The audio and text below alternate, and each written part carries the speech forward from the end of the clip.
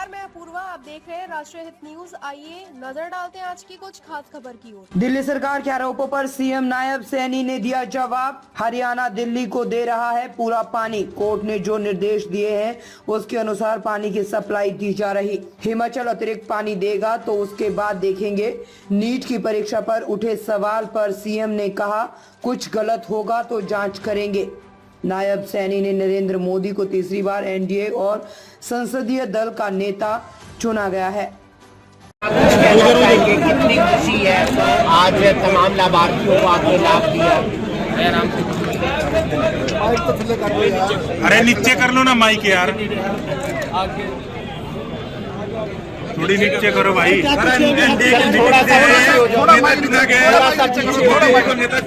अरे एक मिनट, मोदी जी को एनडीए नेता चुना गया जी। आज की योजना देखिए, सबसे पहले तो मैं देश के यशस्वी नेता, दुनिया के लोकप्रिय नेता आदरणीय नरेंद्र मोदी जी को तीसरी बार एनडीए का प्रधानमंत्री पद का संसदीय दल के नेता के रूप में चुना गया है। ये देश के लिए भी परम सौभाग्य की बात है।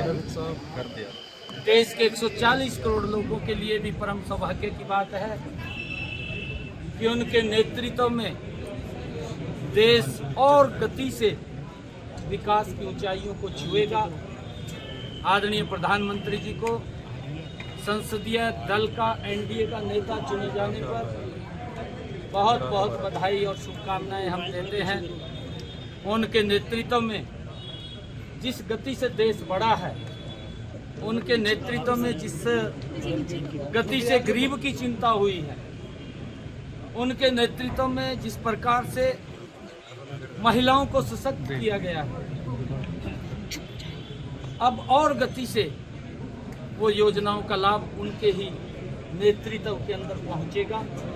मुझे बहुत आज इस बात की पूरे देश में खुशी है। आदरणीय नरेंद्र मोदी जी को तीसरी बार, और ये देश के अंदर पहली बार हुआ कि लगातार कंटिन्यूटी में तीसरी बार अगर कोई प्रधानमंत्री पद के ऊपर आसीन हुआ है तो वो नरेंद्र मोदी है। ये हमारे लिए बड़ी खुशी की बात है, जिसने ईमानदारी से देश को पिछले 10 वर्षों में आगे बढ़ाया है और जो उनका एक विजन है, जो उनकी सोच है, गरीब को कैसे सशक्त किया जाए, देश को कैसे आगे बढ़ाया जाए, दुनिया में भारत का सम्मान कैसे बढ़ाया जाए, देश की समस्याओं का समाधान करते हुए कैसे विकास की गति को तेज किया जाए, ये नरेंद्र मोदी जी के पास ही विजन है, सोच है, और उस सोच का पूरे देश को लाभ मिले। लखनऊ में लोग 8500 रुपए लेने पहुंच गए हैं। और आज मैं यहाँ पर एक ऐसी योजना जो गरीब की मजबूती के लिए लगातार हमारी ये डबल इंजन की सरकार गरीबों को सशक्त और मजबूत करने के लिए उन तक लाभ पहुँचाने का काम कर रही है। आज हैप्पी योजना, हरियाणा अंत्योदय परिवार परिवहन योजना, इसका लाभ हरियाणा के 1 लाख से कम जिनकी आय है ऐसे परिवारों को वो मिलेगा। और लगभग 23 लाख परिवार ऐसे हैं हरियाणा प्रदेश में जिनको इस योजना का लाभ मिलेगा। 84 लाख लोगों तक ये योजना का लाभ पहुंचेगा और वो 1 साल के अंदर 1000 किलोमीटर यात्रा फ्री में कर सकेंगे। ये योजना का लाभ ये हमारी सरकार ने गरीबों तक देने का काम किया है ताकि इस योजना का वो लाभ उठा सके। जिस प्रकार से अन्य योजनाओं का लाभ भी उठा रहे हैं, चाहे आयुष्मान कार्ड है, 5 लाख रुपए का अधिकार उसके इलाज के लिए दिया है, चिरायु कार्ड है, और चाहे प्रधानमंत्री आवास योजना के तहत मकान बना करके दिया है, चाहे गरीब व्यक्ति को उस माता बहन की रसोई के अंदर गैस का कनेक्शन और सिलेंडर पहुंचाने की व्यवस्था की है, और चाहे हमारी सरकार ने गरीब को जन धन खाता दिया है, चाहे गरीब को जो उसकी रसोई के अंदर जो प्रधानमंत्री गरीब अन्न कल्याण योजना के तहत 80 करोड़ परिवारों को लगातार राशन पहुंचाने की व्यवस्था वो हमारी सरकार कर रही है। लगातार गरीब व्यक्ति को भी सशक्त और मजबूत किया है और उसका परिणाम है कि मोदी जी ने जब गरीबों के हित में मजबूती से काम किया है, 25 करोड़ लोगों को इस गरीबी रेखा से बाहर करने का काम भी पिछले 10 वर्षों में ये मोदी की सरकार ने किया है। कांग्रेस के पास ये झूठ बोलने के सिवाय कुछ भी नहीं है। इलेक्शन के अंदर भी इस प्रकार का दुष्प्रचार और इस प्रकार की अफवाहें और लोगों को भ्रमित करने का काम सिर्फ किया है, क्योंकि उन्होंने बताने के लिए उनके पास कुछ नहीं था कि मोदी जी आरक्षण को खत्म करेंगे, मोदी जी संविधान को बदल देंगे।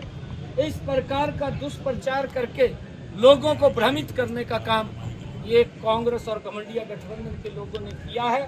दुर्भाग्यपूर्ण है कि जो इस प्रकार की अफवाहें फैला करके देश को कमजोर करने का काम, देश के लोगों के अंदर उनको तोड़ने का काम, भाईचारे को तोड़ने का काम, भाईचारे को कमजोर करने का काम अगर किसी ने किया, ये घमंडिया गठबंधन के लोगों ने किया।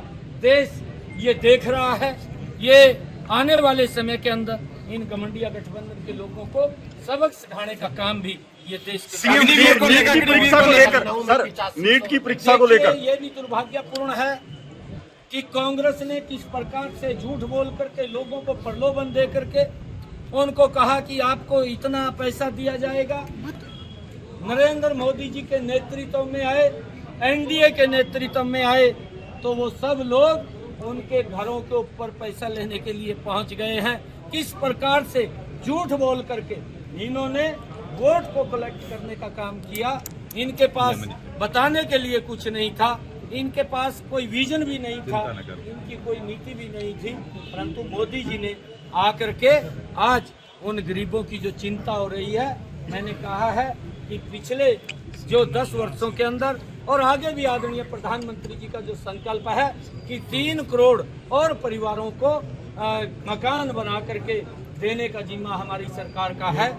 लगातार ये सरकार गरीबों की मजबूती के लिए काम करती रहेगी, परंतु ये दुर्भाग्यपूर्ण है कि घमंडिया गठबंधन या कांग्रेस के लोग झूठ का सहारा लेकर के गरीब लोगों को जीवन के साथ, उनके भावनाओं के साथ खेलने का काम जो खिलवाड़ किया है वो दुर्भाग्यपूर्ण है। उनको इसका खामियाजा सीएम साहब, नीट की परीक्षा को लेकर सवाल उठ रहे हैं। नीट की परीक्षा को लेकर सवाल उठ रहे हैं। नीट की परीक्षा हुई है उसको लेकर सवाल उठ रहे हैं। लाखों युवाओं का भविष्य इस पे अटका हुआ है। देखिए, अगर कोई इस प्रकार का सरकार ट्रांसपेरेंसी काम करती है, कोई भी अगर इस ऐसे कार्यों के अंदर कोई विलुप्त होता है, उसके खिलाफ सख्त कार्रवाई सरकार लेती है। उसको आतिशी कह रही